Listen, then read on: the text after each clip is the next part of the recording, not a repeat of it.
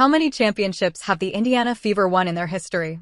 Being launched in 1997 with just 8 teams, the WNBA didn't wait too long before testing the expansion waters. A few years down the line, the league welcomed Indiana, Miami, Portland, and Seattle into the fold. Now, while 2 of those teams folded before they could really plant roots, the other 2 stood tall. With time, the Indiana Fever evolved. From trying to find their feet in the league to becoming a team that brought in one of the biggest names women's basketball has ever seen, Caitlin Clark, the Fever have gone through phases that could make for a pretty dramatic Netflix series. And now, after years of rebuilding, rebranding, and, well, reimagining what this franchise could be, they're back in title contention talks. Does that mean they're lifting a trophy anytime soon? We'll have to wait and see. What we do know is that all eyes are on them. But does that make you wonder if they already have a championship under their belt or not? We'll answer. But first, let's see how this season has been rolling for them. How many games has the Indiana Fever won so far in the 2025 WNBA season? Coming into 2025, the Indiana Fever had a lot of hype. From Caitlin Clark's off-season grind to all the veteran signings, fans were buzzing. But the season started out a bit shaky. As of now, they've got a record of 8 wins and 8 losses in the regular season. And before you ask, no, that doesn't include their big Commissioner's Cup Finals win because it doesn't count in the regular season tally. That said, the vibes are still up. Because defeating the mighty Minnesota Lynx 74-59 in a cup final is no small feat. Holding Minnesota to a season low in scoring is the kind of flex this team needed.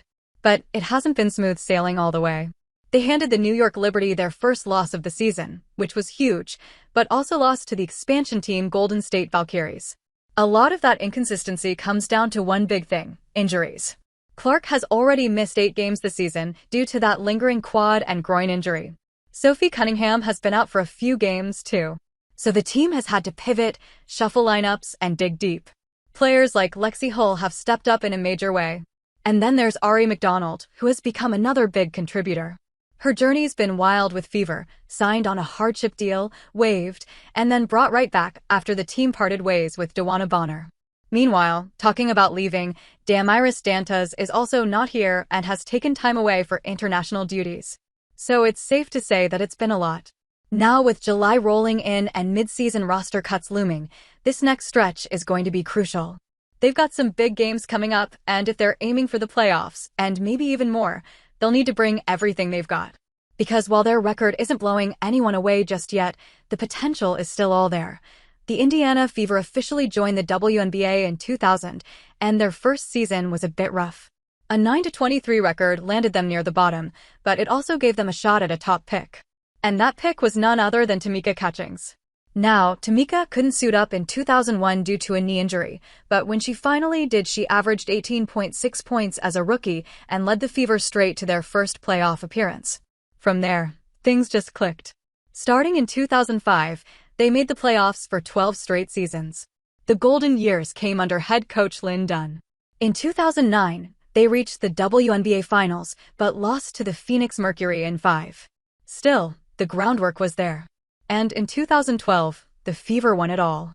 They beat the Lynx in 4 games to claim their first and only WNBA championship. Stephanie White took over as head coach in 2015, and the Fever made it to the finals again, only to lose in a rematch with the Lynx. Then came 2016, Tamika Catchings' final season. After a first-round playoff exit, she retired, closing the door on the franchise's most successful era. Post-Catchings, it got bumpy. The team brought in Candice Dupree, but the magic wasn't quite there. In 2017, they went 9-25 and missed the playoffs for the first time since 2004.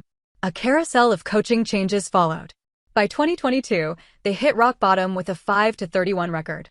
Then, 2023 brought number 1 pick Aaliyah Boston to Indy. She did her thing, and the records improved. But 2024 changed everything. With the number 1 pick, Indiana drafted college phenom Caitlin Clark. She instantly reignited the fanbase and pushed the team to a playoff return in her rookie year. Now, in 2025, they're not just thinking about making the playoffs, they're thinking bigger. Title contender status is real again in Indy. So yes, the Indiana Fever do have a WNBA championship, and it came in 2012. But if you ask their fans right now, they're dreaming about adding a second one real soon.